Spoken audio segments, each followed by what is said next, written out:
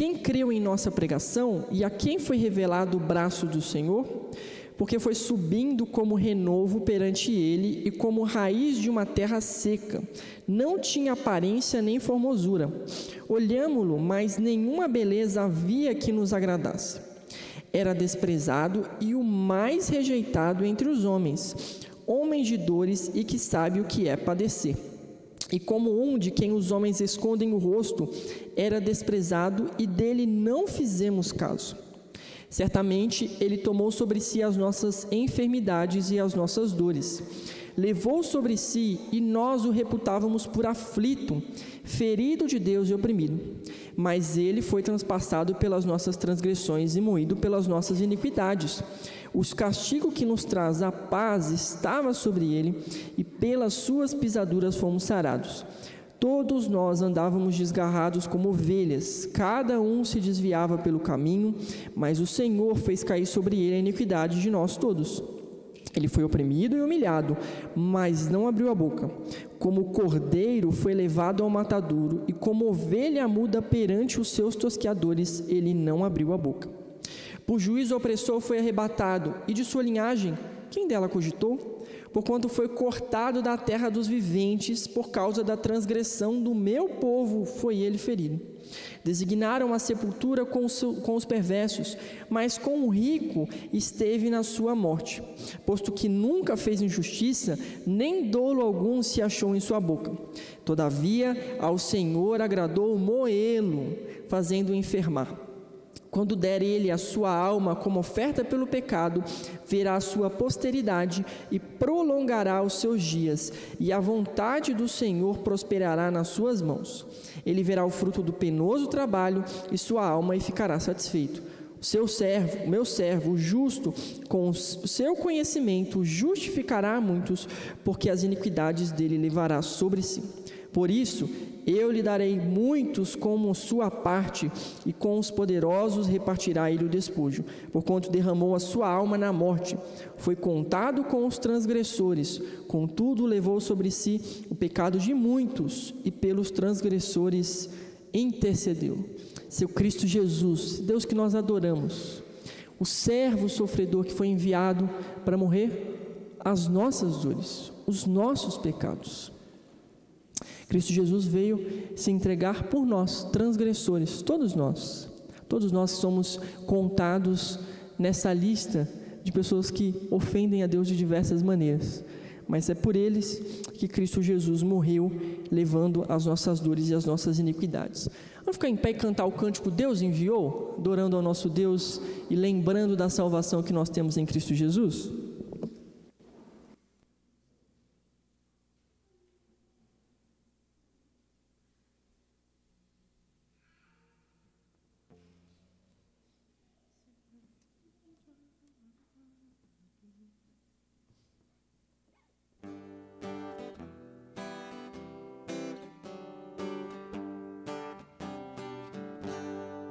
Deus enviou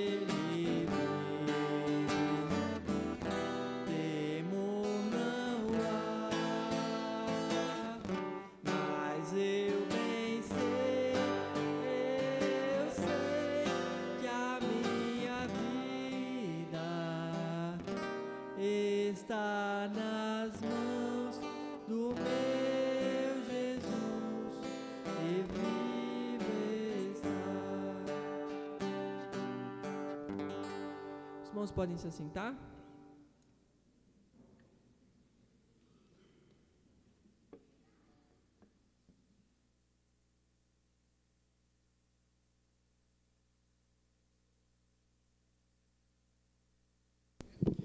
Queridos irmãos que chegaram, Deus abençoe, sejam bem-vindos.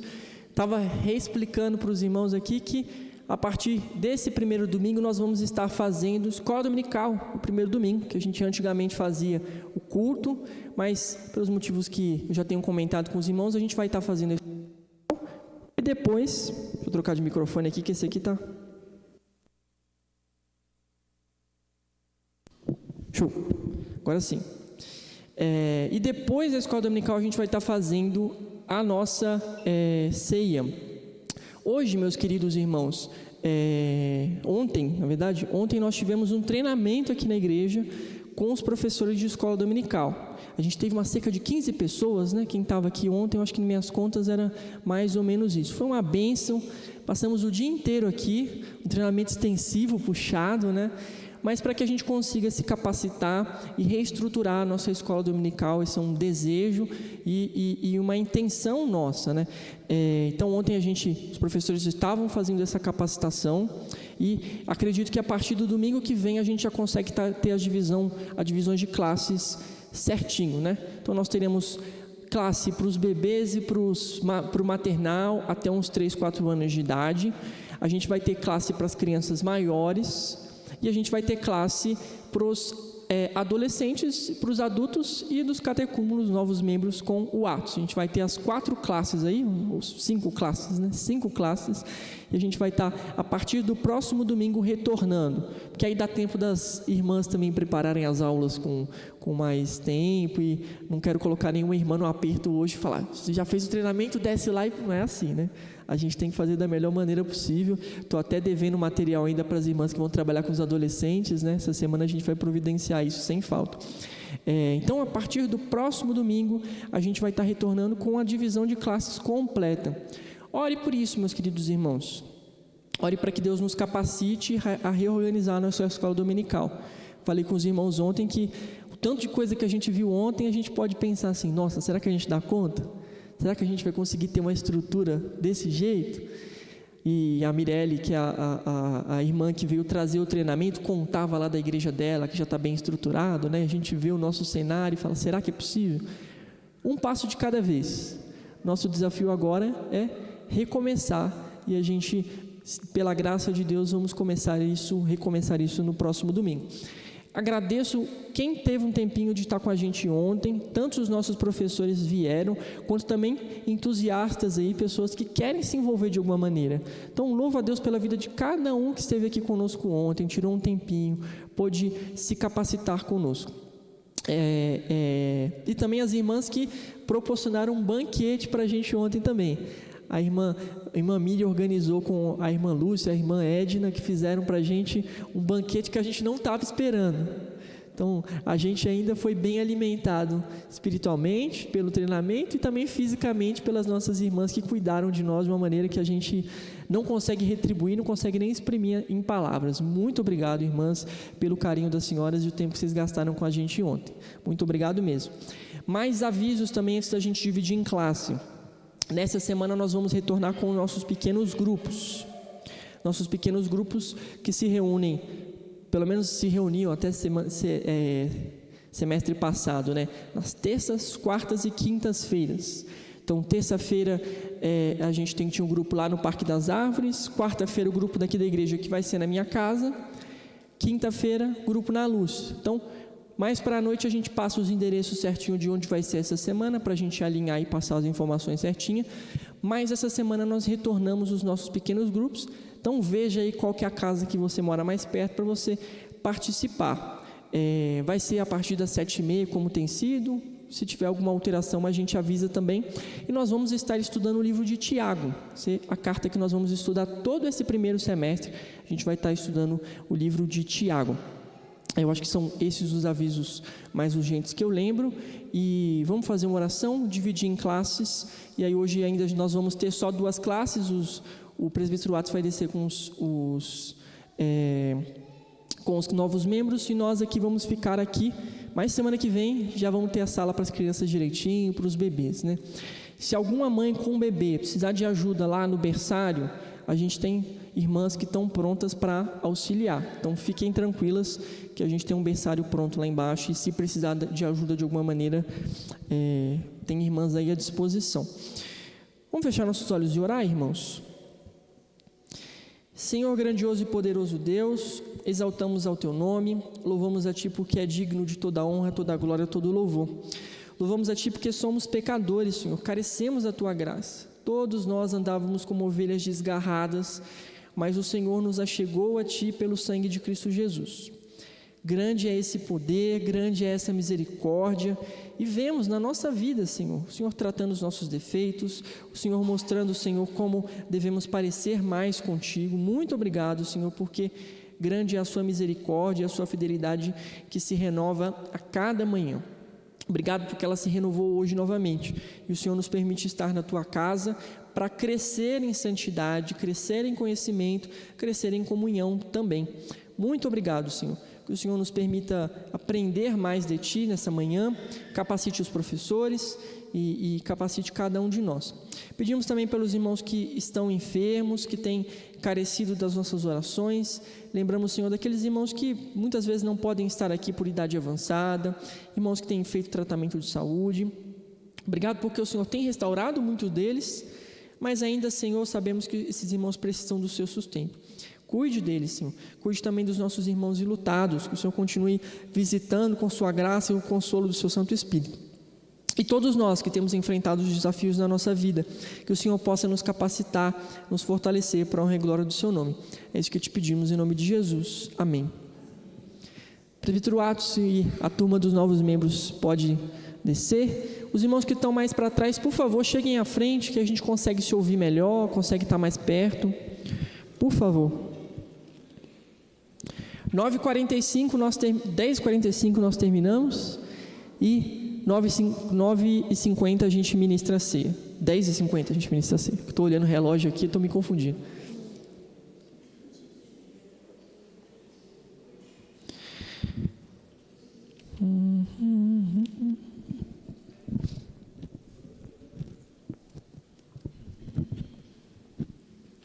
Tem ali, né? Tem aqui. Eu que não vi, você coloca aqui para mim, agora eu não. Fui pego pelo hábito.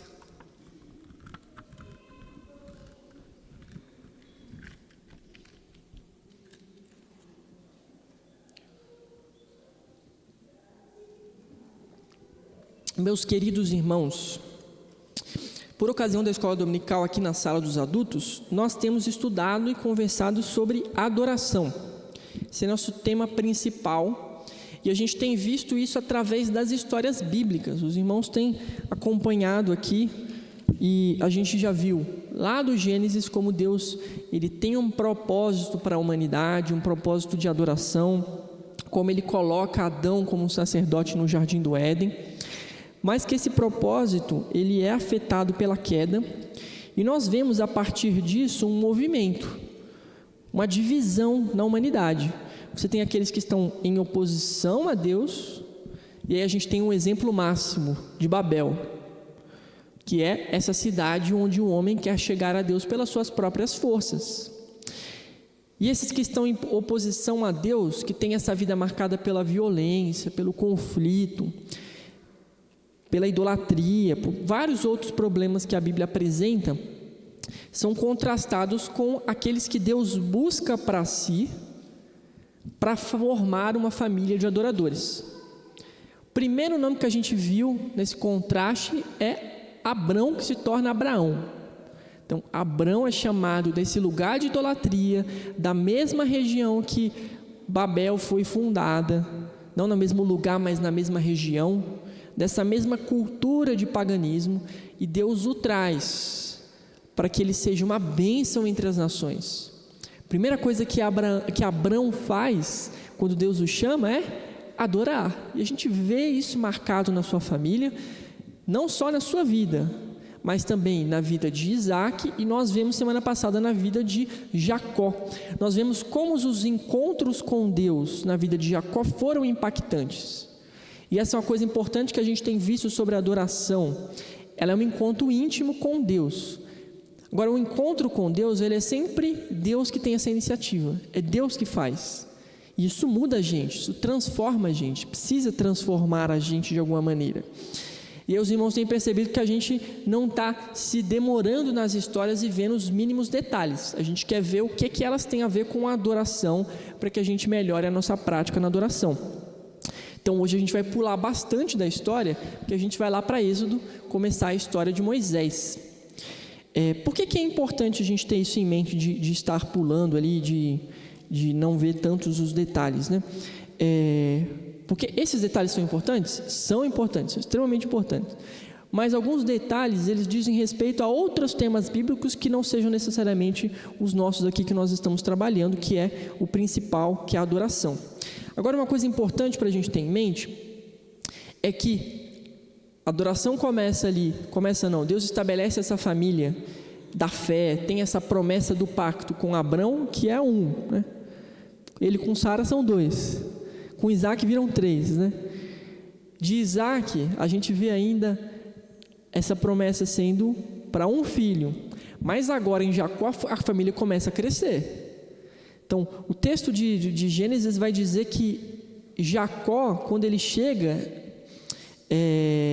no Egito, ele vai chegar com a família com 70, é isso, né? 70 pessoas. Isso é interessante, que a promessa ela já está crescendo, né? Se Abraão via na promessa um descendente, qual que é a promessa? De que Deus faria a descendência dele enorme, como as estrelas, como as areias do mar, e que essa descendência seria uma bênção, que abençoaria todas as famílias da terra. E nós vemos que isso aponta lá para Cristo, que isso também tem a ver com participar da família de Abraão por meio da fé.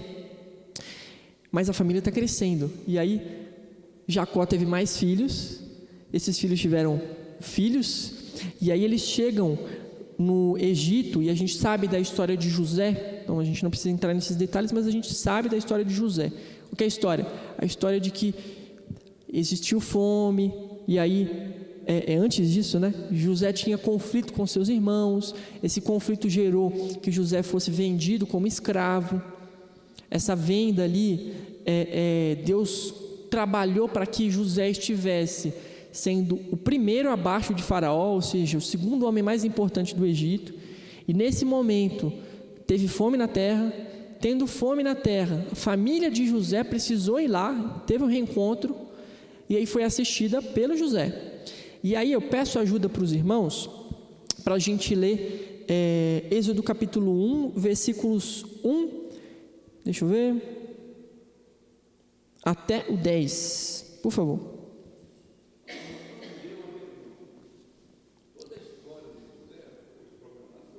Sim, creio que sim. A gente vê a mão de Deus ali em tudo, né? Então, ele está lá na casa do carcereiro, e ele diz isso, né? Ele fala até quando os irmãos de José vão pedir desculpa, José diz, Deus converteu o mal em bem. Ou seja, aquilo era mal, mas Deus usou aquilo para os propósitos de salvar todo o povo, como ele fala lá para os irmãos. Excelente. Êxodo 1, do 1 ao 10, por favor.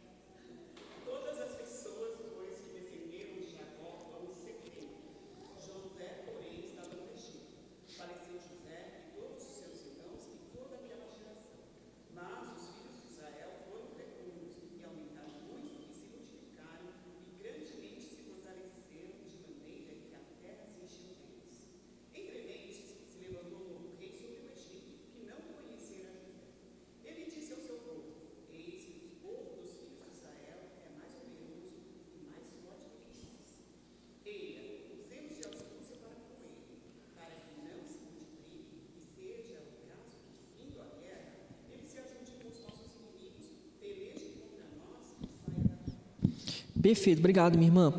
Olha que interessante que a nossa irmã leu aqui. Chegou os filhos, essa família ali chegou, Faleceu José, a geração de José passou, trocou de faraó, trocou de dinastia. Essa nova dinastia não conhecia quem tinha sido José, o que ele tinha feito, e diz que os filhos foram muito fecundos, ou seja, aqueles 70 viraram milhares de pessoas. Quando a gente vê em números, a gente vê as estatísticas lá que Moisés apresenta, a gente vê que era muita gente. Então, passaram também muitos anos, cerca de 400 anos, e o povo cresceu, multiplicou. E nessa multiplicação, o olho de Faraó e dos egípcios começou a crescer em cima desse povo. E aí eles estavam preocupados, eles estão falando, a gente precisa subjugar eles para que eles não se tornem nossos inimigos. Qual que era a bênção que Deus tinha entregue para Abraão? Abençoarei, amaldiçoarei. Primeiro Faraó, ele foi abençoado por Deus? A gente pode entender que sim. Ele teve 7 anos de boa administração, José cuidou da casa dele, o reino dele foi servido, e ele preservou o povo de Israel. E esse faraó agora? Como é que é? Ele está abençoando o povo ou amaldiçoando? Amaldiçoando.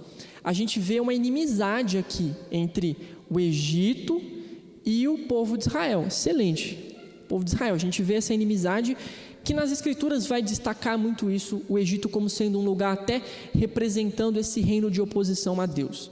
Existem alguns reinos na Bíblia que eles são também, como eu posso dizer, metáforas para uma oposição ao reino de Deus. Um deles é o Egito, o outro é a Babilônia, e esses dois são os de maior destaque, né? No Novo Testamento a gente tem Roma, mas que muitas vezes vão chamar de Babilônia, inclusive em referência à Babilônia também. Mas a gente vê isso então, essa oposição surgindo contra o povo de Deus, essa oposição crescente, e a gente conhece que Deus preserva Moisés em meio a isso, porque qual que é a estratégia de Faraó? Matar todas as crianças do sexo masculino. Por que isso, meus queridos irmãos? Vai matar os homens, por quê?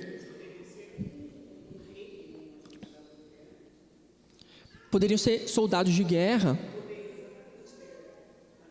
Exatamente. Então eles querem atacar a força produtiva daquele povo, de certa forma. Eles querem atacar os homens. E aí, as mulheres, o faraó pega lá 2 parteiras hebreias, que Deus as preserva da mão de faraó, e elas preservam também os bebês, né? E aí o faraó começa a perceber que a estratégia dele não estava dando certo. Aí ele falou, não vou mandar a hebreia não, vou mandar os soldados. E aí Moisés nasce nesse contexto. E a gente sabe da história, que Moisés é colocado no rio. Moisés, inclusive, não é um nome hebreu, é um nome egípcio, né? E significa tirado das águas. Por quê? Porque a irmã dele colocou ele num cestinho, o cestinho foi indo na beira do rio, ela foi seguindo o cestinho, foi guiando o cestinho, até que chegou na filha de Faraó. A filha de Faraó adotou aquele menino, e a providência de Deus mostra como que a própria mãe criou ele. Porque a menina viu e falou o seguinte, olha, eu conheço uma hebreia que pode ser ama de leite, né? Era a própria mãe, né? Então, exatamente, era dele mesmo. E ela recebeu por isso, né? Recebeu por isso. Olha só, a única mãe que recebeu para ser mãe, né? O negócio o sonho de toda mãe seria esse, né? Pudesse pagar para cuidar do próprio filho, receber seria bom. Então a gente vê a providência de Deus na vida de Moisés. E aí, capítulo 2, queridos irmãos, vamos dar uma olhadinha no capítulo 2, a partir do versículo 11. Alguém lê para nós primeiro do versículo 11 até o versículo 22. Sei que é bastante, mas vamos ler esse trecho aí, por favor.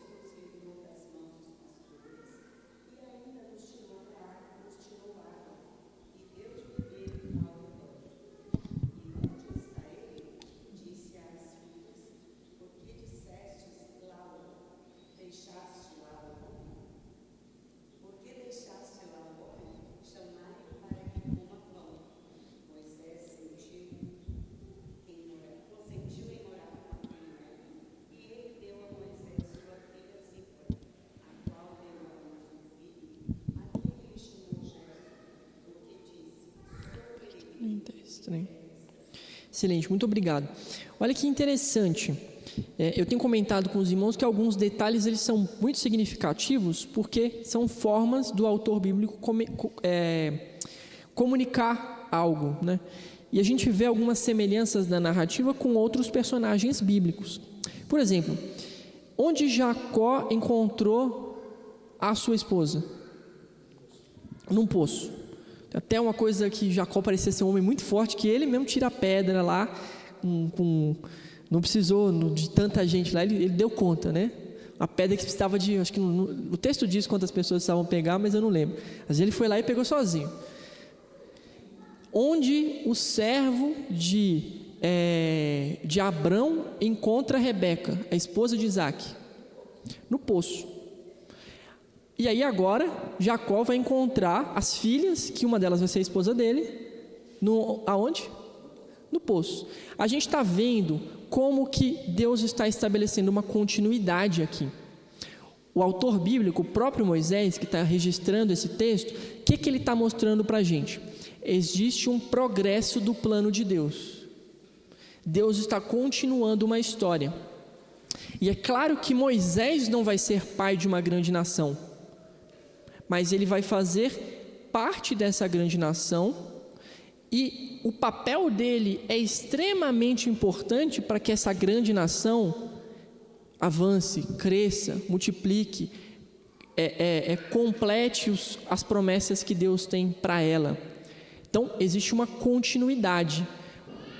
Ele está se colocando junto da história desses patriarcas, dessas pessoas que são centrais para a história do povo de Deus. Então, a gente vê uma progressão aqui. Por favor.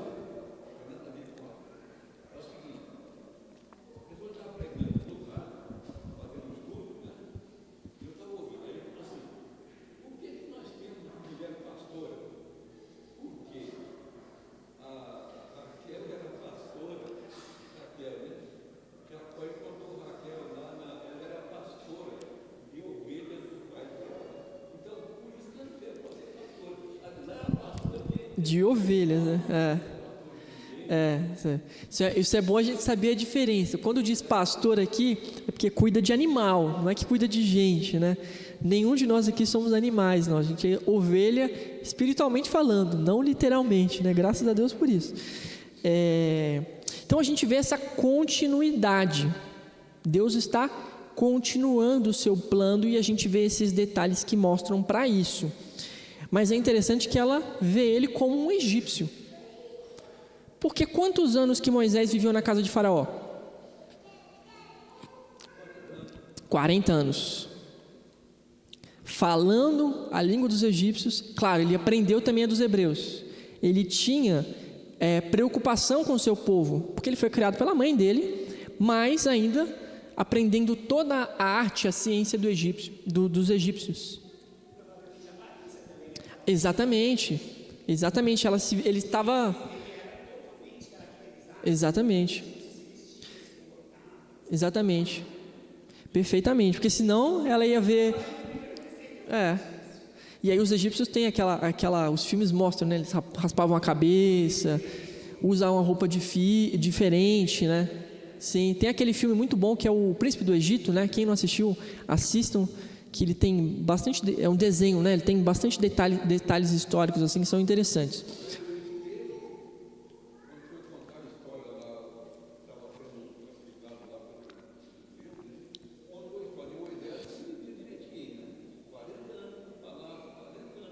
Uhum. E Midian é mais 120 anos, Exatamente. E aí, o Sr. Géder trouxe para a gente. Ele vai ter a mesma profissão agora que quem? Abraão, Isaac, Jacó. Um outro detalhe agora, 40 anos cuidando do gado do sogro dele. Então a gente vê mais um detalhe que está mostrando essa continuidade. E é interessante a forma como ele fala sobre o seu filho, né? Sou peregrino em terra estranha, né?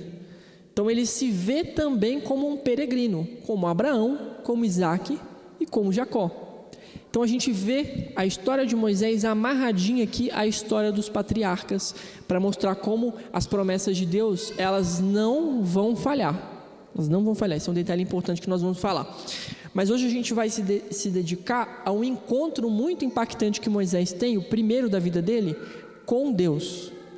Capítulo 3 e 4 nós vamos nos dedicar com mais atenção e vou precisar da ajuda dos irmãos. Primeiro lugar, eu quero que os irmãos leiam para a gente o capítulo 3, versículos 1, deixa eu ver, ao 6, por favor.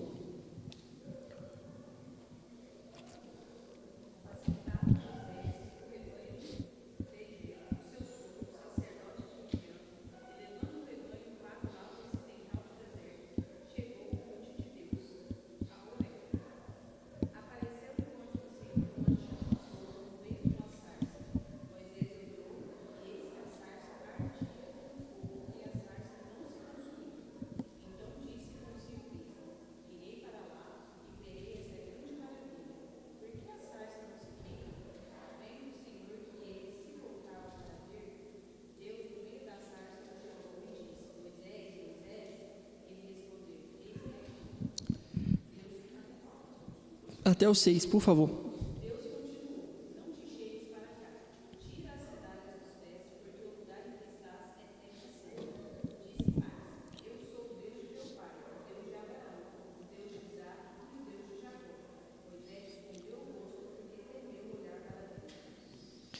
Forte. Moisés escondeu o rosto porque temeu olhar para Deus. Nesses 6 versículos, o que chama a atenção dos irmãos?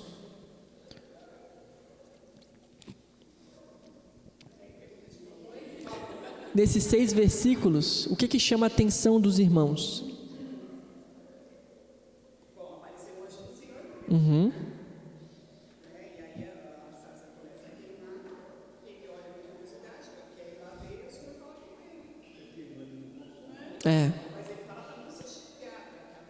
É Terra Santa. Uhum. O que de Deus os irmãos conseguem perceber nessa primeira aparição, nessa primeira parte aí da manifestação de Deus na presença de Moisés? Temor. Moisés, ele teme a Deus, esconde o rosto. Mas o temor é o quê? Santidade. Como que a gente vê a santidade nesse texto? Exatamente. Isso é muito importante, meus queridos irmãos. Por quê? Porque Deus, ele se apresenta como santo, santo, santo, 3 vezes santo, perfeitamente santo. E ele vai chamar o povo de Israel para ser uma nação santa. Porque ele vai dizer, sede santos porque eu sou. Então Deus, ele está apresentando o caráter dele para Moisés. A palavra santo, ela significa separado. Mas ela tem 2 implicações. Ela tem a implicação de que algo é consagrado e por isso separado para um fim religioso específico. Mas também algo é consagrado eticamente falando, ou seja, para viver uma vida diferente das outras. E aí, o povo está no meio do Egito. Moisés, ele vivia como um egípcio por 40 anos. Agora ele está vivendo como midianita, né? Por 40 anos, estrangeiro. Mas Deus vai chamá-lo para ser santo, separado de tudo isso, para ser parte de um povo que é diferente dos outros, que tem uma lei diferente, que tem postura diferente, que tem uma adoração diferente. Então tem essas 2 dinâmicas. Todas as vezes que a gente vê santidade, a gente tem que lembrar que é tanto ser consagrado para ser para um fim religioso específico, e aquele lugar era consagrado, Deus estava ali se revelando. Então não era qualquer lugar. O texto começa dizendo que era um monte de Deus. Ou seja, está diante da presença de Deus. Quando Isaías no capítulo 6 vê a presença de Deus, como é que ele reage?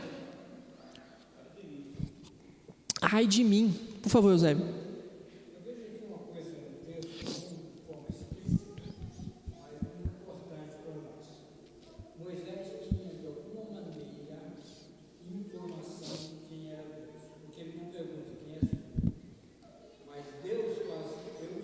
Uhum. Então ele fala assim, eu vou falar para ele quem ele é, quem eu sou, e ele sabe quem eu sou. Então, quer dizer, no crescimento de Moisés, de alguma maneira, e pela conversa congela que nós não temos a informação, ele tem a informação. Muitas vezes a gente fala assim, eu não vou falar, quando Deus quiser ele faz as coisas, mas a gente tem que educar as nossas crianças, e no momento certo o Senhor usa desse conhecimento que está interno para se revelar. A gente vê que nos versículos de antes que a gente vai ler, Moisés, talvez ele não saiba tanto quanto os outros, né? Porque ele fala, mas como eu vou apresentar? Aí Deus vai dizer, você diz assim, assim, assim, que eles vão saber de quem você está falando, né? Então a gente vê que o povo não perdeu a noção de que Deus existia, de que Deus estava ali, que era real. E a gente vai ver isso um pouco adiante, mas bom destaque, meu querido irmão. Então, meus irmãos, todas as vezes que Deus se apresenta, nós aprendemos sobre quem Ele é. A gente vê mais do seu caráter. Nós conhecemos mais sobre Ele. Mas aqui, como na história de Jacó, como na história de Isaac, como na história de Abraão, quem está tendo a iniciativa? Deus. Então, Deus ele está se revelando para Moisés. A primeira coisa que a gente vê é isso, e a revelação de Deus, ela mostra quem Ele é. E a primeira característica que a gente aponta aqui, como a nossa irmã muito bem pontuou, é santidade. Deus é santo. É santo. E por isso que o povo mais para frente vai ser chamado para ser santo. Vou ler a partir do versículo 7, irmãos. Descendente também, sim.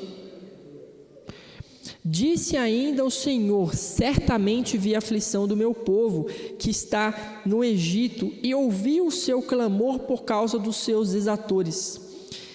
Conheço-lhes o sofrimento. Por isso, desci a fim de livrá-los da mão dos egípcios, para fazê-los subir da terra a uma terra boa e ampla, terra que mana leite e mel. O lugar do cananeu, do heveu, do amorreu, do ferezeu, do heveu, do jebuseu, pois o clamor dos filhos de Israel chegou até mim, e também vejo a opressão com que os egípcios o estão oprimindo. Vem agora, e eu te enviarei a Faraó, para que tireis o meu povo, os filhos de Israel, do Egito. Então disse Moisés a Deus, quem sou eu para ir a Faraó e tirar do Egito os filhos de Israel? Deus lhe respondeu, eu serei contigo, e este será o sinal que eu te enviei. Depois de haveres tirado o povo do Egito, servireis a Deus neste monte. E agora, o que chama a atenção da fala que Deus apresenta a Moisés? Promessa. E por que Deus está prometendo isso? Sim, mas tem uma coisa anterior que Deus mesmo fala para Moisés. Sim, mas isso a gente vai ver um destaque um pouco mais para frente. Agora, exatamente. Então, o que a gente aprende sobre Deus com essa fala aqui? Não abandona, e Ele olha a necessidade do seu povo. Ele vê que o povo estava oprimido, o povo estava sofrendo, o povo estava chorando, o povo estava clamando. Teve um sermão aqui que eu ministrei para os irmãos, acho que foi em dezembro ainda, não lembro o número do salmo, mas é um salmo que fala dos percalços do povo de Israel. E aí o salmo sempre diz que o povo, por mais que pecou, o povo às vezes estava passando por dificuldade, clamava e Deus ouvia. E na vida é assim. A gente vai ver mais para frente quando a gente for ver o livro de Juízes. O que a gente vê no livro de Juízes? O povo muitas vezes estava falhando com Deus, mas o povo clamava, Deus ouvia. Qual que é a palavra que a gente pode usar? A gente viu santo, agora a gente pode usar o quê? No sentido de alguém que está socorrendo ali, que está salvador, uma boa palavra, mas misericordioso. Deus está ministrando a sua misericórdia. A gente vê a mão de Deus cuidando do seu povo de maneira misericordiosa, vendo as suas aflições.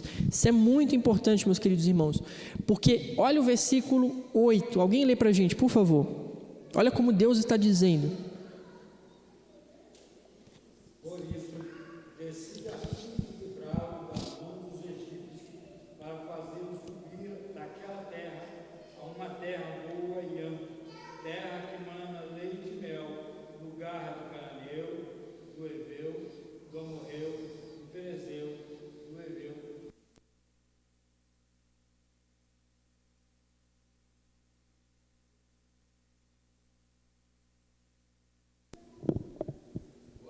Som.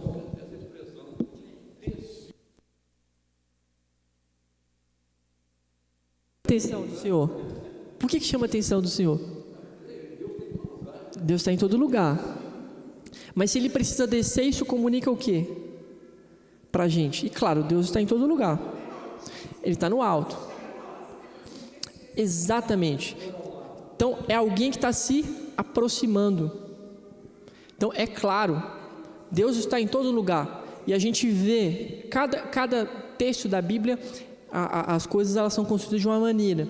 Lá em Babel, Deus desce para mostrar que aquilo que eles estavam fazendo era baixo demais. Por favor.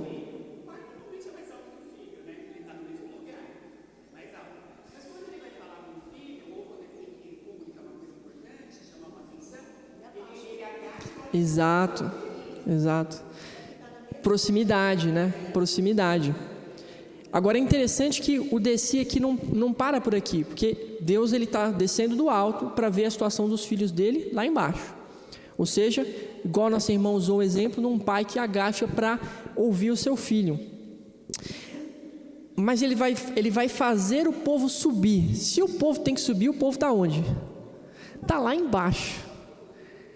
Ou seja, ele vai tirar do poço, figura de linguagem, eles não estavam no poço, eles estavam no Egito.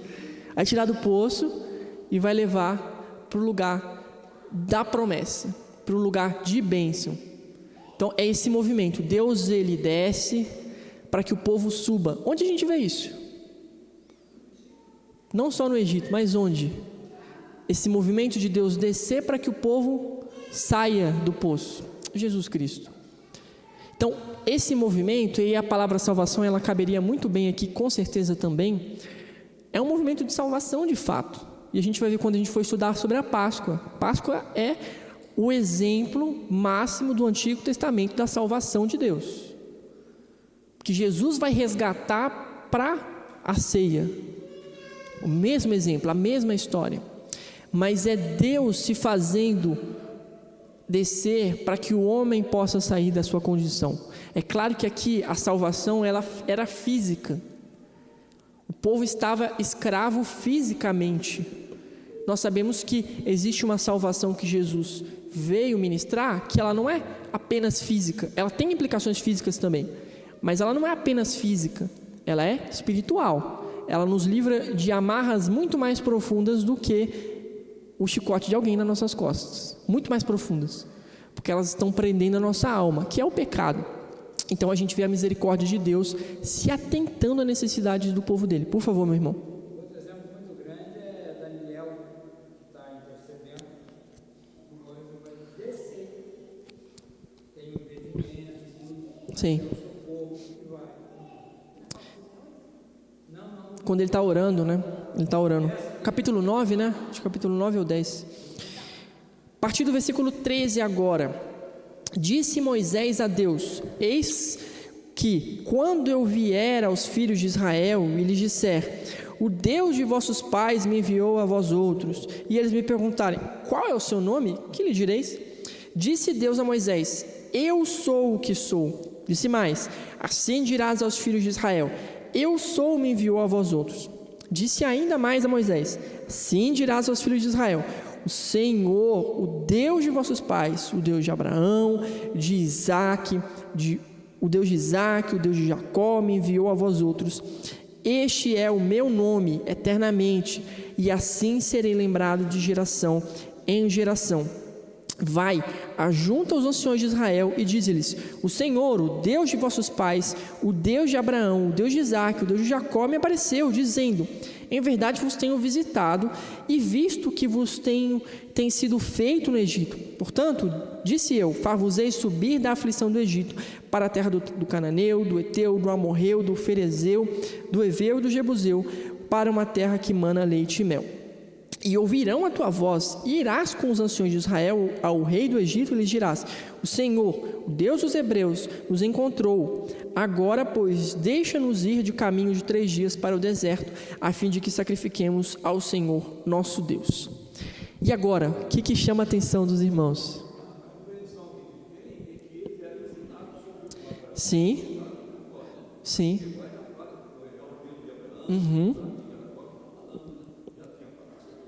Já tinha 400 anos.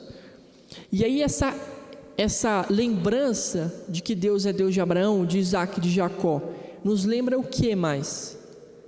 E que a gente liga a terra de Canaã. Não só o local do sacrifício, mas porque Deus está falando que vai levar eles para a terra. O que lembra? Tirar das aflições, a gente viu no último. A promessa de Deus. Promessa de Deus. Para o povo antigo, ser um povo está muito atrelado a ter terra. Não é só para o povo antigo, não. Hoje em dia também tem isso. A gente vê que a gente não vive isso no Brasil, porque graças a Deus a gente tem o nosso país certinho, bonitinho. Mas você vai ver, por exemplo, os curdos. Os curdos são os povos, o maior povo sem terra do mundo. 40 milhões de pessoas que vivem em 3 a 4 países diferentes. E eles vivem um conflito danado, porque eles não conseguem ter uma representatividade. Ou seja, ninguém ouve eles, porque eles não têm terra, eles não são um povo então. Aí eles ficam sendo sujeitos aos turcos, ficam sendo sujeitos aos afegãos e por aí vai. Não tem governo, não é reconhecido. Tem um missionário da Igreja Presbiteriana do Brasil que trabalha plantando igrejas, o reverendo Giancarlo, com os turcos. Inclusive tem um pastor ordenado presbiteriano turco, primeiro pastor curdo, do Kurdistão do Iraque. Então o pastor, eu esqueci o nome dele, mas a maioria deles se chama Mohammed alguma coisa, né? Então é o pastor Mohammed, mas tem outro nome. Mas é um povo sem terra. Então a promessa de ser um povo está atrelada à terra. E aí a gente vai ver que isso no Novo Testamento também é verdade, porque Deus ele vai falar que não vai nos dar a nova Jerusalém, a nova Canaã.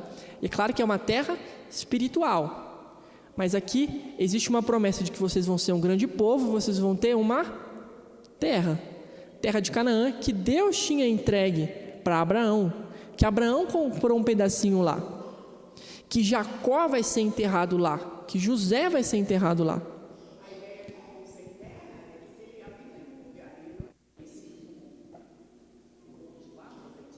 Se ele sai de lá, ele é estrangeiro ali, ele vai ser estrangeiro. Exatamente. E aí entra essa questão da peregrinação. Até ele estar no lugar onde ele tem que estar, ele é o quê? Um peregrino. Ele está indo para aquela terra. Por isso que Hebreus vai dizer que Abraão e todos os seus descendentes eram peregrinos em terra estranha, porque a terra que eles estavam esperando, no final das contas, ia além de Canaã. Era cidade que tem fundamentos. A gente sabe, Jerusalém celestial, né? As promessas de Deus, elas são eternas, elas vão além do agora. Mesmo que o povo tenha ido para Canaã, isso foi ainda parte do cumprimento do que Deus tinha, porque eles nunca viveram aquilo ali plenamente. Até hoje tem conflito lá naquela região. Essas notícias aí da semana, vocês estão vendo aí o que tem acontecido. Claro que é um pouquinho para lá, né? Não é exatamente no mesmo lugar. Então a gente vê que Deus, quando Ele se apresenta como o Deus dessas gerações, Ele está dizendo que existe um progresso, que existe um cumprimento, que Deus vai ministrar, vai concluir a sua promessa, que Ele entregou lá em Abraão. Ele vai fazer a descendência de Abraão ser um povo. Ele vai entregar mais promessas também, a gente vai ver mais para frente, mas hoje a gente vê essa continuidade. E aí os versículos 19 ao 22 diz o seguinte, né? Eu sei, porém, que o rei do Egito não vos deixará ir, se não for obrigado por mão forte. Portanto, estenderei a mão e o ferirei o Egito com todos os meus prodígios que farei no meio dele. Depois vos deixará ir. Eu darei mercê a este povo aos olhos dos egípcios, e quando saídes, não será de mãos vazias. Cada mulher pedirá à sua vizinha e à sua hóspeda joias de prata, e joias de ouro, e vestimentas, as quais poreis sobre os vossos filhos e sobre vossas filhas, e despojareis os egípcios. Respondeu Moisés, mas eis que não crerão, nem acudirão à minha voz, pois o dirão, o Senhor não te apareceu. Perguntou-lhe o Senhor, o que é isso que tem nas mãos? Respondeu-lhe, um bordão. Então lhe disse: lança-o na terra. Ele o lançou na terra, e o bordão virou uma serpente, e Moisés fugia dela. Disse o Senhor a Moisés: estende a mão e pega pela cauda. Estendeu ele a mão, pegou-lhe pela cauda, e ela se tornou em bordão, para que creiam que te apareceu o Senhor, Deus dos seus pais, o Deus de Abraão, Deus de Isaque, o Deus de Jacó. Disse-lhe mais o Senhor: mete agora a mão no peito. Ele o fez, e tirando, eis que a mão estava leprosa, branca como a neve. Disse ainda o Senhor: torna a meter a mão no peito. Ele a meteu no peito novamente, e quando a tirou, eis que se havia tornado como o restante da sua carne. Se eles te não crerem nem atenderem à evidência do primeiro sinal, talvez crerão na evidência do segundo. Se nem ainda crerem mediante esses 2 sinais, nem te ouvirem a voz, tomarás das águas do rio e as derramarás na terra seca, e as águas do rio tornar-se-ão em sangue sobre a terra. O que chama a atenção da gente nesse trecho aqui grande que eu li? Além do fato de Moisés ficar com medo da cobra, né? Incredulidade, né? Ela chama atenção nisso, né? Mas a gente vê que Deus ia fazer o que no meio do povo do Egito? Milagre, e agir com prodígios. E aí ele dá uma amostra aí para isso com o sinal aqui de Moisés, né? Então ele joga o pedaço de pau vira uma cobra. Ele puxa a cobra, vira um pedaço de pau de novo. Aí Deus fala: coloca a mão no peito. Ele coloca, a mão fica toda ferida de lepra. Põe a mão de novo, a mão fica sarada. E se isso não funcionasse, se ele pegasse a água e jogasse no chão, a água viraria sangue. A gente vê aqui, meus queridos irmãos, que Deus ia ministrar a sua salvação, a sua misericórdia, com poder, com sinais. Seria testificado que quem estava fazendo era alguém poderoso. A gente vai ver isso principalmente nas próximas aulas, quando a gente for ver das 10 pragas. Como cada praga era uma afronta aos deuses egípcios e uma exaltação ao nosso Deus. Exatamente. Exatamente. E a gente vê isso de que quando Deus ele se apresenta com poder, meus irmãos. Por favor.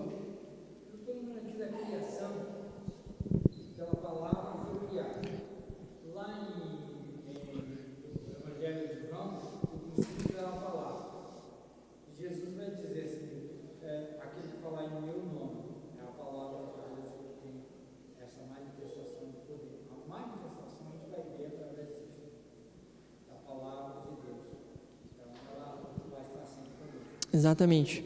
Eu queria, se me permite, é interessante que Deus para nós é um local de descanso.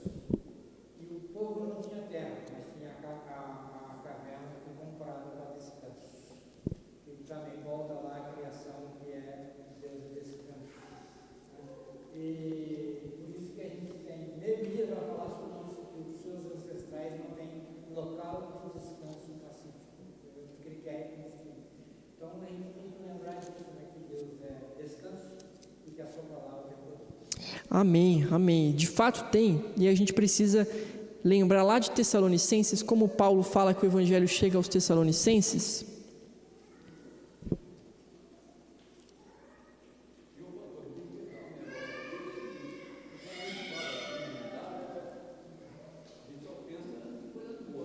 Sim, geralmente, né?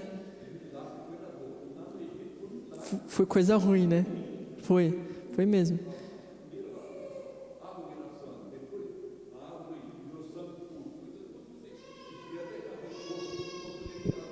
Isso é interessante o que o senhor está dizendo, porque lá no Apocalipse os sinais eles são também de juízo, né?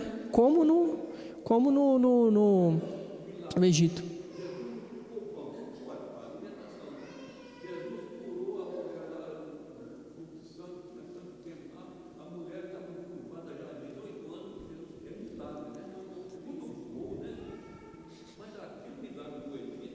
Não é coisa boa não, né? E existem essas duas manifestações de poder de Deus, né? Tanto para juízo, como no Egito, quanto para salvação e cura, né? Uhum. Tem que deixar na mão de Deus. Fazer uma oração imprecatória, né? Não pode, de jeito nenhum.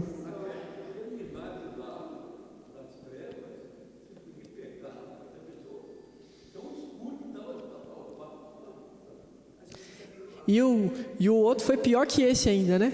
Se esse já estava ruim, o outro ainda pegou os filhos, né?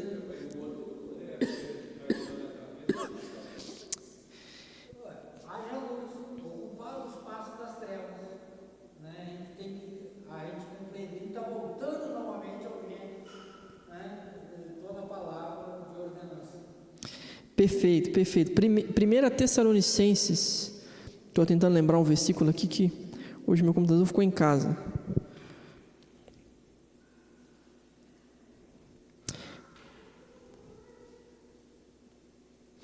Versículo 5. Porque o nosso evangelho não chegou até vós somente em palavra, mas sobretudo em poder, no Espírito Santo, em plena convicção, assim como sabeis ter sido o nosso procedimento entre vós e por amor de vós. O Eusébio fez um destaque que o poder está na palavra de Deus, e isso é verdade. Mas isso tem manifestações claras. A palavra de Deus não é algo teórico, meus queridos irmãos. Não é algo teórico. Não é a gente saber coisas intelectualmente. É a gente ver esse poder da transformação nas vidas. É a gente ver também Deus quebrando barreiras, como Ele está quebrando para o povo ser liberto. O povo estava escravo, existia um império oprimindo aquele povo. Deus, por um milagre ruim, como o Sr. Jair colocou, né, esse milagre de juízo, foi quebrando as artimanhas do inimigo e de Faraó para que o povo fosse liberto. Nós estamos estudando, expondo Efésios, e a gente viu como Jesus, ele triunfa sobre os poderes desse mundo. É uma guerra espiritual, e é o poder de Deus sendo ministrado contra as forças das trevas, de maneiras muitas vezes visíveis, mas invisíveis também. Tem coisas que acontecem que a gente só vai saber, se Deus quiser contar, quando a gente estiver no céu. Mas tem coisas aí que a gente não consegue explicar, tem textos na Bíblia que falam de guerras espirituais que são difíceis de entender, mas que mostram que existe uma realidade onde Deus ele está batalhando e batalhando com poder. Com poder. Quantas vezes, como que Deus muitas vezes é apresentado? Ele é o Senhor dos exércitos. E quando a gente vê aquele episódio que Eliseu, ele é cercado pelo exército inimigo, e aí o servo dele fica desesperado. Deus fala, Eliseu pede para Deus, abre os olhos dele. O que ele vê? Um exército de carruagens de fogo, de anjos, que mostram que Deus ele age em poder, sim. E aquilo ali fez eles chegarem num lugar onde eles tinham que chegar, porque Deus cegou aquele exército inteiro. E o mais surpreendente é um exército ser guiado por 2 homens. Poder de Deus, tudo é poder de Deus que está acontecendo ali. E a gente vê isso nas Escrituras do começo ao fim, e Deus continua agindo assim hoje também. De maneiras visíveis, mas de maneiras também invisíveis, que às vezes a gente não consegue mensurar. Quando Deus te liberta de um vício, quando Deus trata no seu coração e você vence um pecado, quando Deus nos cura, nos restaura de doenças, quantas orações Deus tem respondido, né? Nós vemos aí a Glória livre de um tratamento difícil, a Aida também. Poder de Deus, poder de Deus. Graças a Deus, Deus tem ministrado o cuidado dele na nossa vida, e a gente continua vendo isso. Caminhar mais um pouquinho, capítulo 4 de Êxodo novamente. Já caminhando para o final, porque nosso tempo está chegando. Que alguém leia, por favor, alguém leia. Eu acho que eu parei no versículo 9, a partir do versículo 10 até o 17.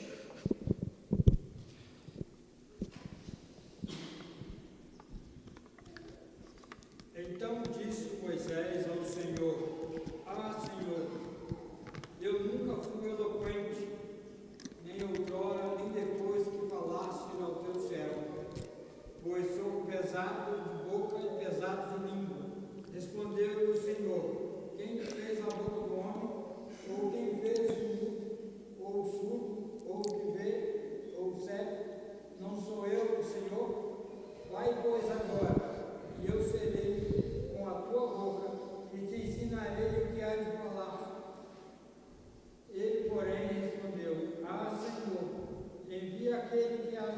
servirá, menos a mim.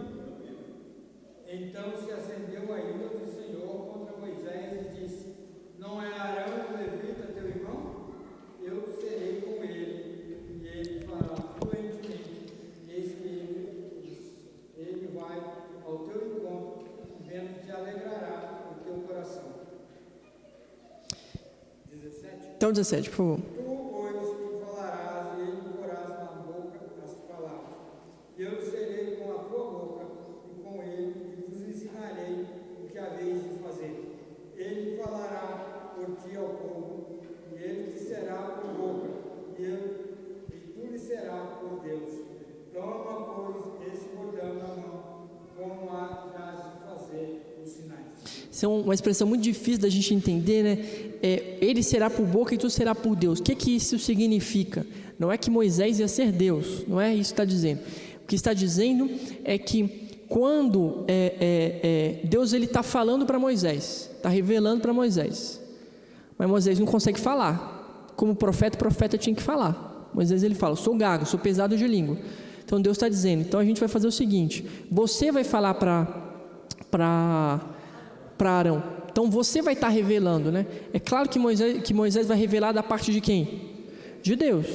Mas quem vai estar falando como orador, como proclamador, como profeta, como a boca, e o profeta se via como a boca de Deus, seria Arão. Então a expressão ela quer dizer isso. É uma expressão difícil de entender, mas não significa que Moisés seria Deus, né? Não é isso que quer dizer. Mas é uma expressão difícil de entender de fato, assim. Oi? Como, né? O como é importante. Se tu serás por Deus, né? Tem essa dinâmica. Mas nesse trecho aqui, o que chama a atenção, meus queridos irmãos? Vamos fazer uma recapitulação. Deus está se apresentando para Moisés. Nesse apresentamento de Deus, nessa apresentação, fala português correto, nessa apresentação de Deus, Deus está revelando do seu caráter. Deus se apresentou como santo, Deus se apresentou como Salvador misericordioso, Deus se apresentou como aquele que é galardoador das promessas, aquele que tem uma promessa para o seu povo. Deus se apresentou como alguém que manifesta o seu poder. 4 características que a gente vê de Deus nesse texto. Deus se apresentando.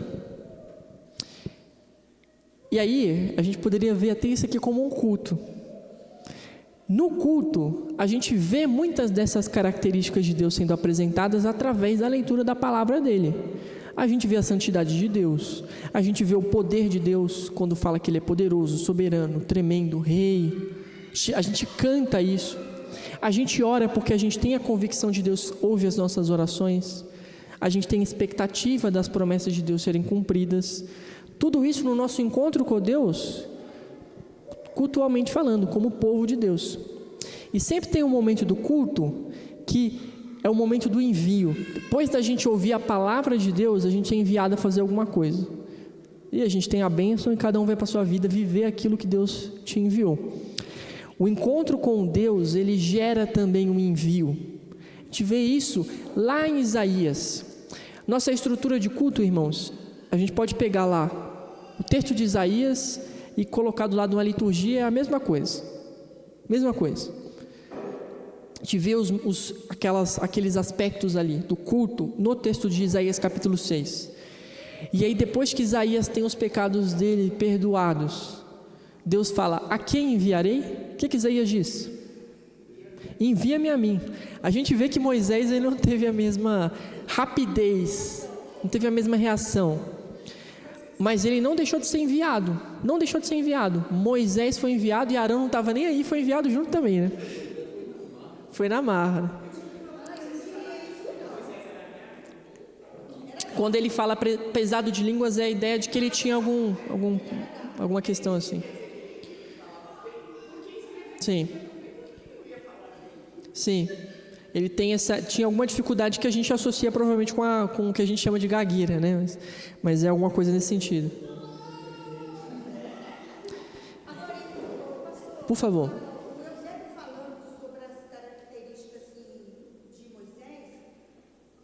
A gente olhando a história de Moisés, a gente percebe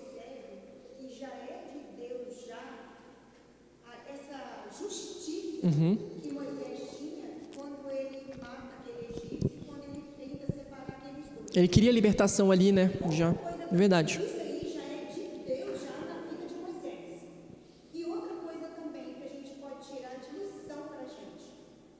Essa promessa do povo ir para a terra prometida, aquela terra que mana leite e mel, a gente também está caminhando Estamos caminhando. para uma terra prometida, só que não uma terra real, uma terra espiritual. Espiritual. E o nosso fim vai ser lá. Amém. Amém. Amém. Tristeza, nem choro. A gente pode tirar isso pra gente. Amém. A mesma caminhada deles é a nossa hoje. Amém. É, com certeza é. Eusébio, você quer comentar alguma coisa? Uma última informação bem rápida. Nós vemos aqui Deus se revelando.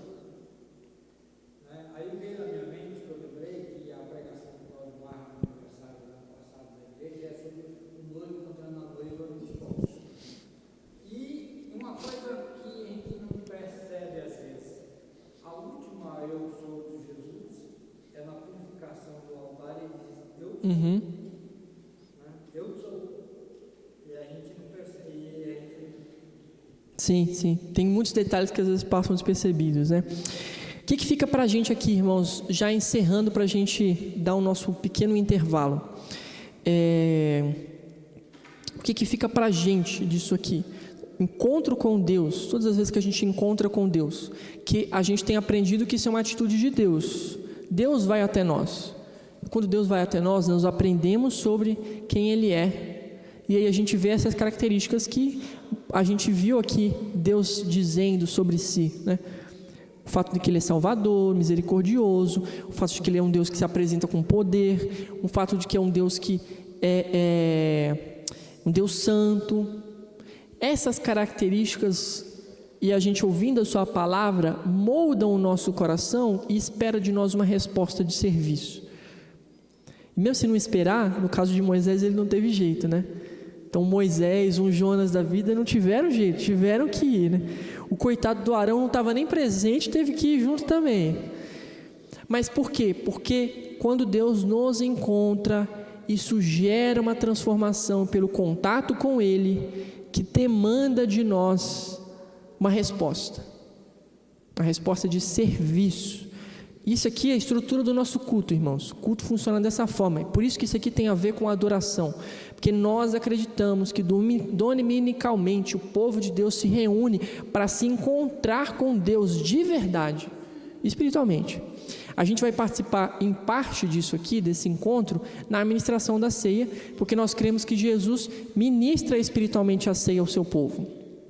Mas convido os irmãos a não perderem o culto da noite, que nós vamos encontrar conosco de novo com Deus, como o povo de Deus reunido, de uma outra maneira, que também é igualmente alimentadora espiritualmente. Nós entendemos que o que a teologia reformada vai chamar dos meios de graça, que são meios que Deus usa para alimentar espiritualmente e abençoar o seu povo. A ceia é um deles, mas não só a ceia. Não só a ceia. Em algumas ocasiões, o povo de Deus precisou ficar sem ceia e continua sendo alimentado espiritualmente. Sabe como? Através da oração, através da leitura da palavra, através dos cânticos também, de orar cantando com o nosso coração. Deus alimentando o seu povo, e isso gera em nós uma transformação, isso é um encontro com Deus, isso gera também, precisa gerar essa resposta de serviço. Vamos orar, irmãos, fazer a última oração e a gente dá um pequeno intervalo e depois a gente, às 10h50, ministra a ceia. Senhor grandioso e poderoso Deus, exaltamos o Teu nome, obrigado porque o Senhor nos amou primeiro, obrigado por aquilo que nós aprendemos aqui nessa manhã. Que o Senhor nos ajude a viver de modo digno e que o Senhor, nos encontros que tivermos com o Senhor, que o Senhor mesmo propõe, possamos, Senhor, sempre responder com o coração grato, como o profeta Isaías respondendo: Senhor, envia-nos, nos ajude a testemunhar aquilo que temos aprendido de Ti. Esse é o nosso clamor, que a adoração, que esse encontro íntimo e pessoal com o Senhor, que nós vivemos dominicalmente, possa moldar a nossa vida. É isso que te pedimos em nome de Jesus. Amém. Queridos irmãos,